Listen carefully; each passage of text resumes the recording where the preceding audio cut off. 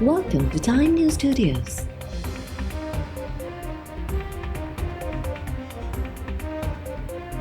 You are watching 3 p.m. Bulletin.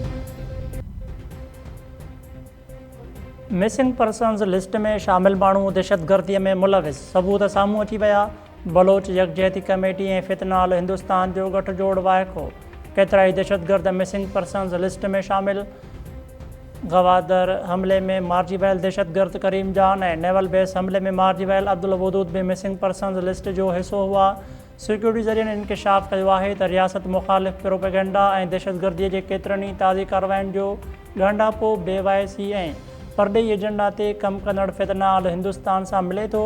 दहशतगर्दीअ जे आड़ में रियासत मुख़ालिफ़ सरगर्मियुनि खे तक़वियत ॾियण लाइ नाम निहाद मिसिंग पर्सन्स जे फ़हरिस्तुनि जो इस्तेमालु हिकु तइ थियल मनसूबो आहे।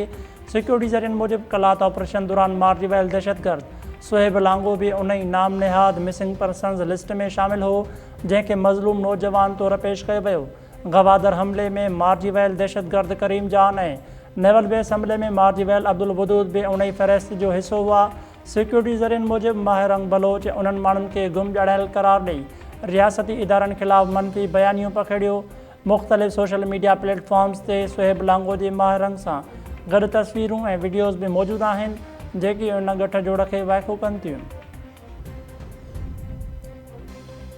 हुकूक बलूचिस्तान लॉन्ग मार्च जी लाहौर में रस्ता रोक। पंजाब पुलिस जो मंसूरा खे कड़ो, काफ़िले खे अॻिते वधण खां रोकियो वियो। मौलाना हिदायतुर रहमान जी क़यादत में लॉन्ग मार्च जो काफ़िलो सूमर जी राति लाहौर पहुतो हो, जंहिंजी अॻी मंज़िल इस्लामाबाद हुई।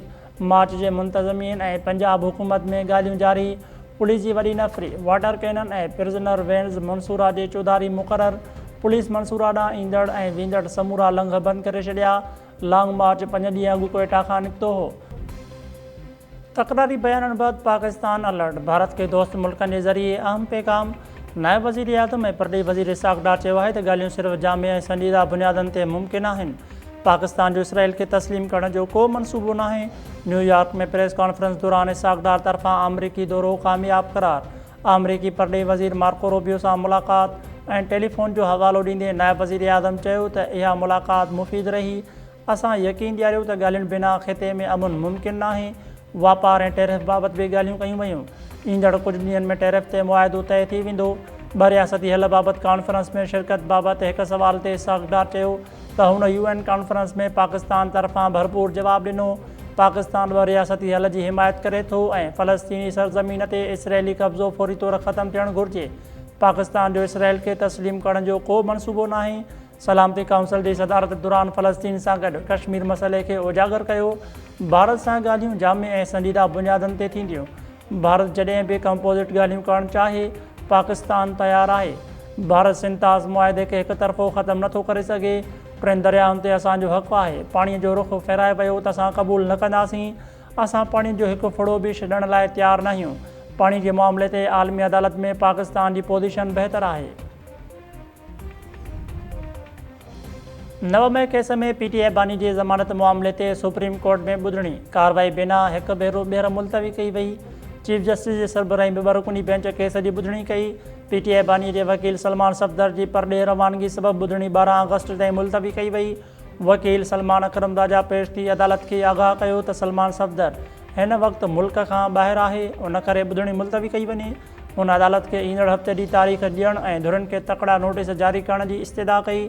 अदालत नोटिस जारी करण जी दरख़्वास्त रद्द कंदे ॿुधणी 12 अगस्त ताईं मुलतवी करे छॾी।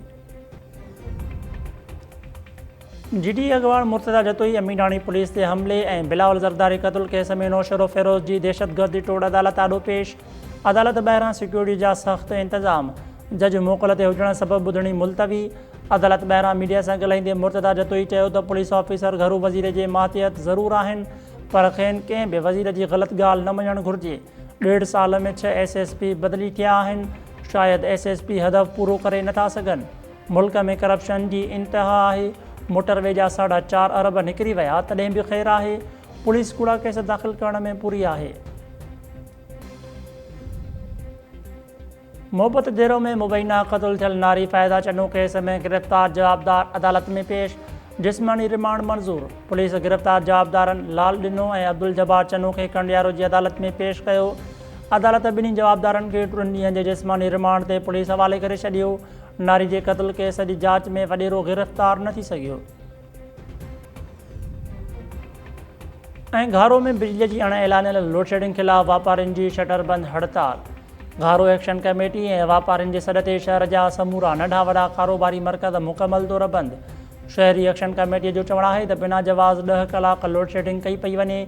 बिजलीअ ते हलंदड़ कारोबार मुतासिर थी रहियो आहे। नोटिस वठी फौरी तौर ते बिजलीअ जी लोडशेडिंग ख़तमु करण जो मुतालबो।